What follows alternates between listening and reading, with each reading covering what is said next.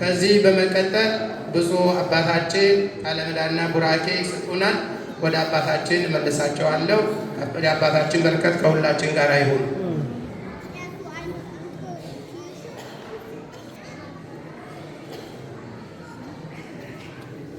በስመ አብ ወወልድ ወመንፈስ ቅዱስ አሐዱ አምላክ አሜን።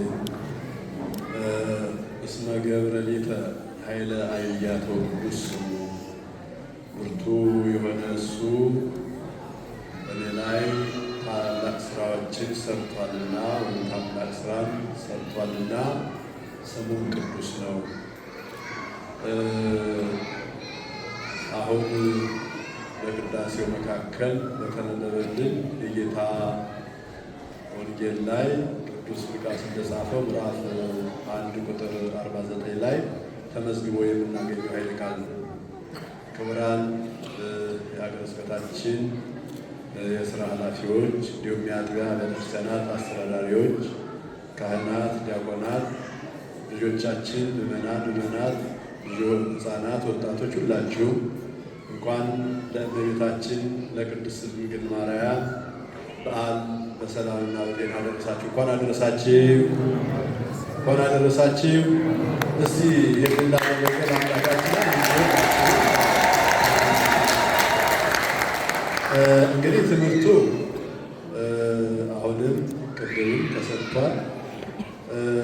አስተውለን ከሰማነው ከትናንትና ጀምሮ በዚህ የሚነገረው ቃል ሁሉ ትምህርት ነው። በእርግጥ ቋንቋው ግዕዝ ስለሆነ ብዙ ሊያስቸግር ካልቻለ በቀር ትምህርት ነው ሁሉ።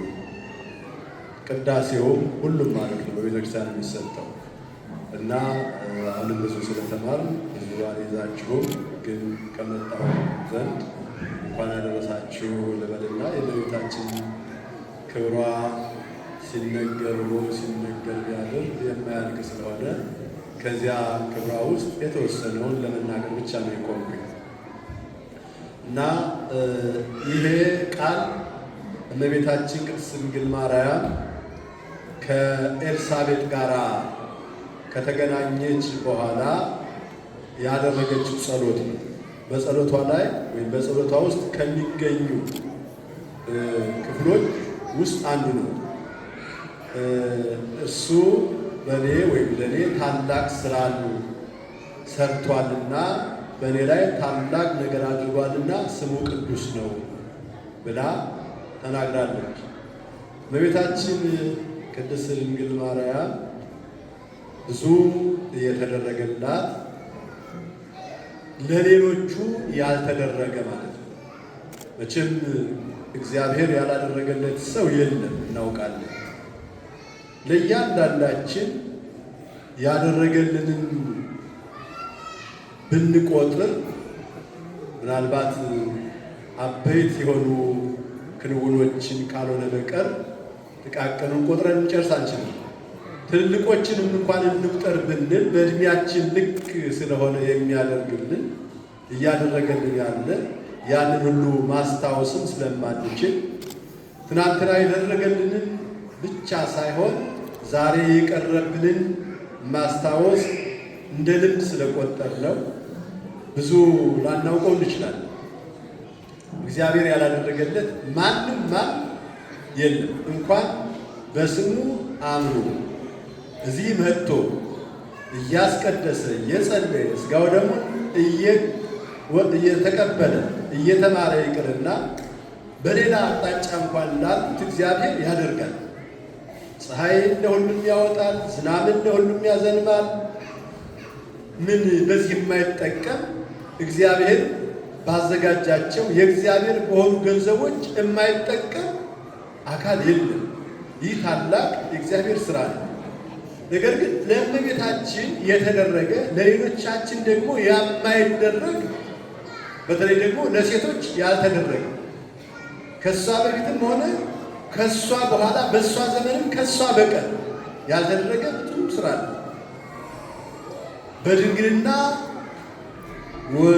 ጸንሳ በድንግልና የወለደች ከወለደችም በኋላ ድንግል የተባለች ብቸኛ ሴት እሷ ናት። ምን ብላ እየሰማችሁ ነው አይደለ?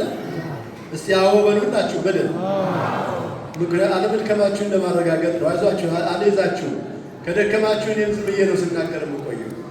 እንደው በደንብ ነቃ ብላችሁ ስሙኝና ለ5 ደቂቃ ብቻ ቆያለን ወይም 10 ደቂቃ ይበዛ ነበር።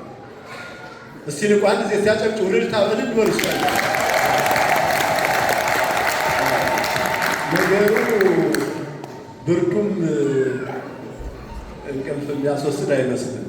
ምናልባት እንደተጠቃቅታችሁ ስለተቀመጣችሁ ልቋችሁ እንዳትቀላፉ እንጂ እኛን እዚህ በጣም እያስቸገረ ነው። እንደዚያ ይመስለኛል እናንተም እና ለማንኛውም ደግሞ እኔም ያው አሁን ከአዲስ አበባ ከኢትዮጵያ ስለመጣ ይመስለኛል ብርዱ የማውቀው ባልመሰለኝ በእውነት ለመናገር ግን ለማንኛውም ግን ያው የተለመደ ነው እና ለእመቤታችን የተደረጉ ብዙ ነገሮች አሉ። በድንግልና በእውነቱ የአምላክ እናትነትን ከአገልጋይነት ጋር መሰጠትን ይህ ለእመቤታችን የተደረገ በጣም ብዙ ነገር የተደረገላት ለእመቤታችን።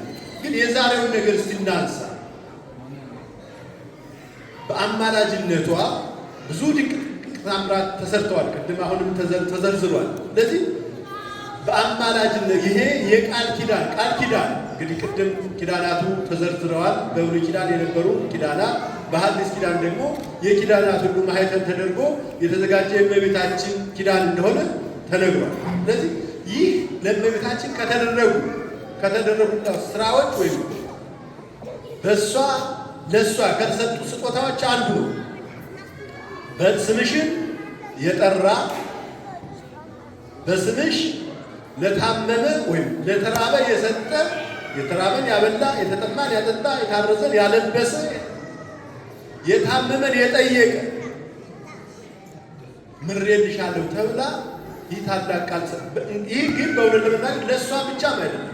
ብቸኛ ስጦታ አይደለም ለእሷ እንደሆነ የተሰጠ ለሌሎቹ ቅዱሳን፣ ለጻድቃን፣ ለሰማዕታት፣ ለደናግል፣ ለመነኮሳት እንደ እግዚአብሔር ፈቃድ ኑሯቸውን እንዳደረጉ ሁሉ በተለይ ሕይወታቸው ከማለፉ በፊት ይህንን ቃል ሰጥቷቸዋል። ለእሷ ግን የተለየ እንግዲህ አሁን እንደተባለው በተለይ እንደው ይሄን ያህል ሰው አጥፍቶ በእሷ አማካኝነት ዳነ ወደ ገነት ገባ ብለን ስንናገር አይ ይሄ እንደው ሰውን ለማስነፍ አትስሉ እንደማለት ነው ብለው የሚናገሩ ሰዎች አሉ። እንደዚህ አይደለም።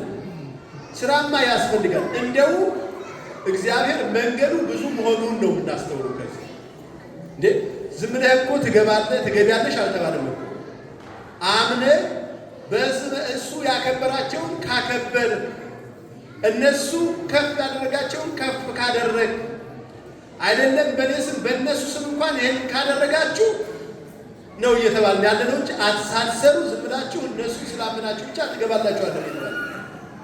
እመቤታችንም እኮ ያለች ምንድን ነው እንደው በዚያ በቃናው ሰርግ ላይ ተገኝታ ያ ወይኑ ባለቀባቸው ሰዓት ምንድን ነው ያለቻቸው?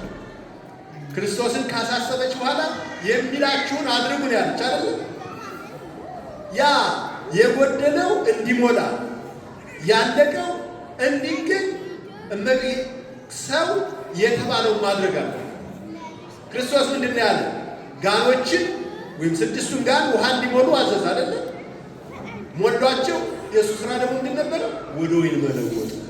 ስለዚህ እኛ በእመቤታችን አማላጅነት እንድናለን ስንል ያለምንም ስራ ማለታችን አለ። እመቤታችን ራሷ ያለችን ስላለ የሚለንን እያደረግን ነው። አድርጎ የተባልነውን እያደረግን፣ ፈጽሞ የተባለውን እየፈጸምን መሆን አለብን። ያንን ሳንፈጽም አይ እመቤታችን ብቻ አለች ዝም ብለን ቁጭ ምን ከሆነ አይደለም ከእሷ ጋር እንጣላለን፣ ከሌሎችም ቅዱሳን እንጣላለን። ምክንያቱም እነሱ የሚሉን እሱ ያለንን እንድናደርግ ነው። ምክንያቱም እነሱ ራሱ እንደዚያ የሆኑት እሱ ያለውን በማድረጋቸው ስለሆነ ማለት ነው። ስለዚህ በዚህ አስተውሎት ውስጥ ልንሆን ይገባል ማለት ነው። እና ምንድን ነው እንግዲህ ዛሬ የእሷን በዓል እያከበርን ነው። ለእሷ የተሰጣትን ቃል ኪዳን እያወሳን ነው፣ እየተናገርን ነው። ዳዊትም እንዳለው ከመረጥኳቸው ጋራ ቃል ኪዳኔን አደርጋለሁኝ። እስመ ትቤላ ለመሐንጽ በሰማይ ጽድቅ ኪዳነ ተካሄድኩ ምስለ ኅበያኔ ከመረጥኳቸው ጋራ ቃል ኪዳኔን አደርጋለሁ። ከመረጣቸው ሁሉ ምርጦች ከሆነችው ከእመቤታችን ጋር ያደረገው ቃል ኪዳን ነው እያከበርን ያለ እና እመቤታችን ያለችንን ልንሰማ ያስፈልጋል። የሚላችሁን አድርጉ ብላናለች። ገብቷችኋል? ምን አለችን እመቤታችን? እሱ የሚላችሁን በውስጥ ተናገሩ፣ እሱ የሚላችሁን አድርጉ። ክርስቶስ ነው እሱ የተባለ ዚያ። ስለዚህ ዛሬ ይህን በዓል ስናከብር በጣም ጥሩ ነው። የይቅርታ በዓል፣ የምህረት በዓል ነው። ምህረት ማለት በቁሙ ምህረት ወይም ደግሞ ይቅርታ ማለት ነው። ይቅርታ ለማግኘት ነው ወደዚህ የመጣ ነው፣ ሌላ አይደለም። ከእግዚአብሔር የበደልነውን በደል ይቅር እንዲለን ከኃጢአታችን እንዲያነጻን በዚህ ምድርም የምንፈልገው በረከት እንዲሰጠን በወዲያኛውም ዓለም ደግሞ ተስፋ የምናደርጋትን ገነት መንግሥተ ሰማያት እንዲያወርሰን ነው ድካማችን። ስለዚህ ለዚህ ሁሉ የምንባለውን ማድረግ ያስፈልጋል ማለት ነው። የይቅርታ ቀን ነው ብያለሁ። እስቲ በዚህ አካባቢ ብቻ አይደለም ያላችሁ ሰዎች ከብዙ አካባቢ መጥተናል። አሁን እንግዲህ ዛሬ በቤተ ክርስቲያን በጾመ ድጓው ጾሙ ገብቷል፣ በቀለሙ ማለት ነው። ዛሬ ከበሮም ጸናጽልም እረፍታቸውን ጀምረዋል። የሁለት ወር እረፍት እንግዲህ በመካከል አንዳንድ ቀናት ቢኖሩም ማለት ነው።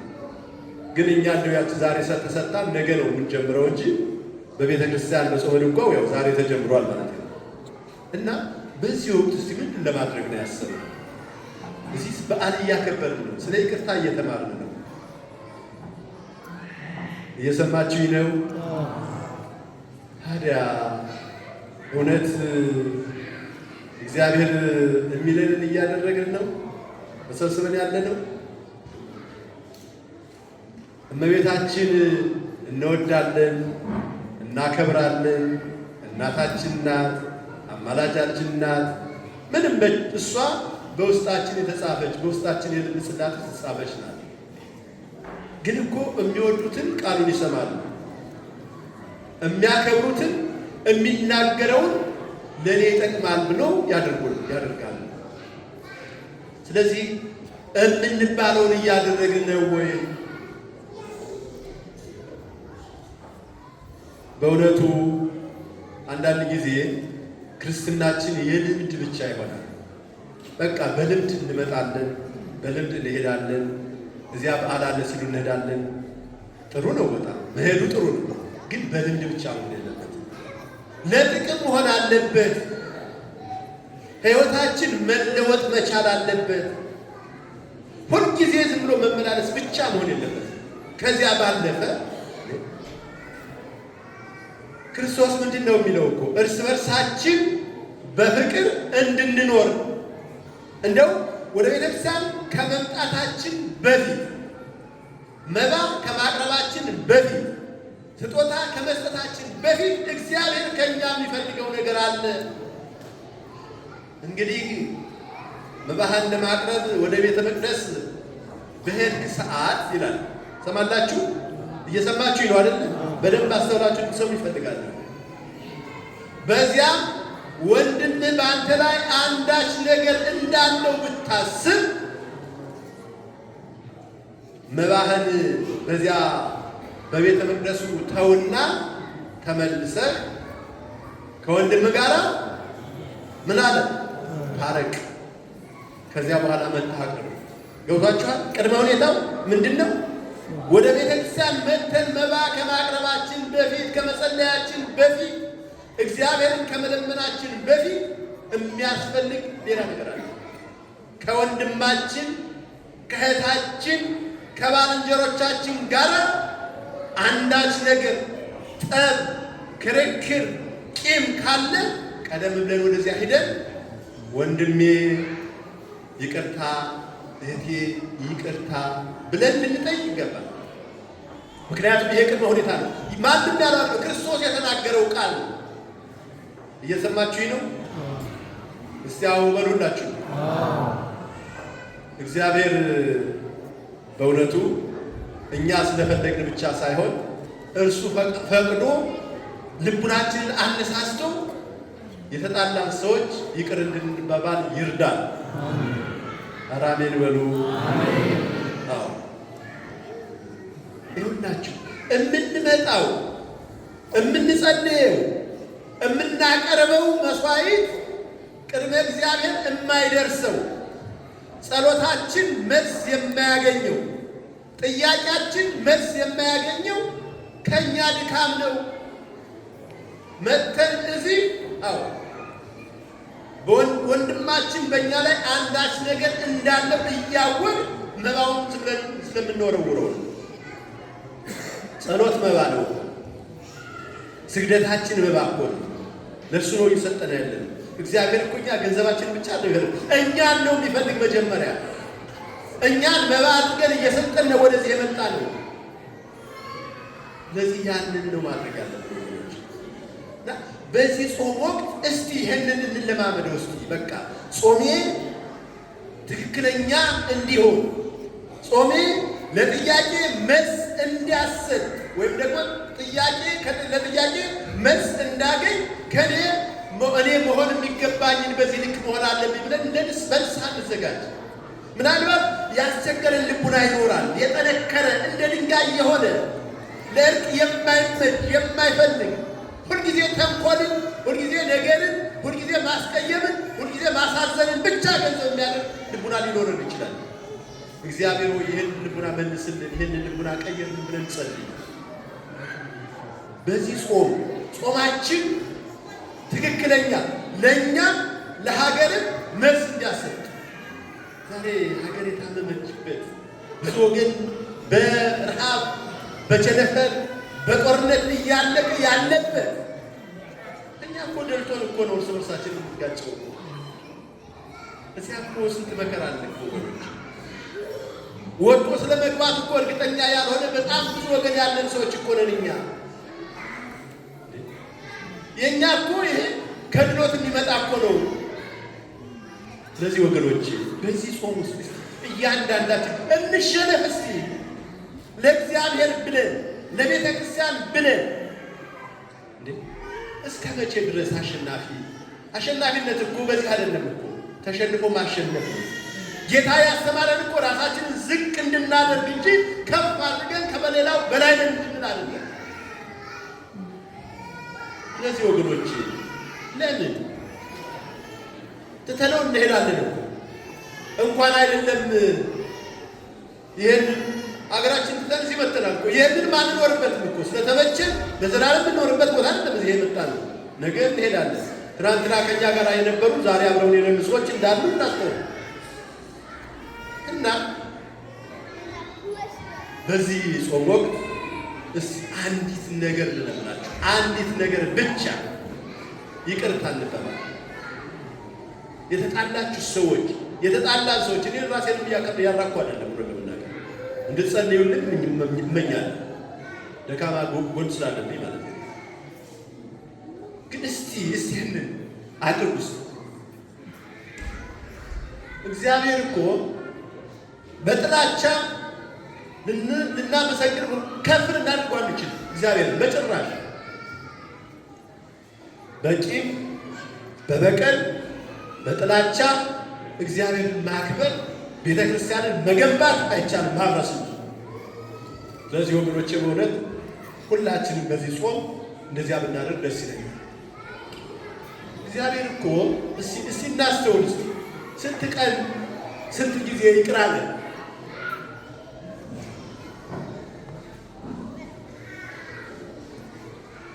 ይቅርታ አምላክ እግዚአብሔር ሁላችንም ይቅር ይበላል።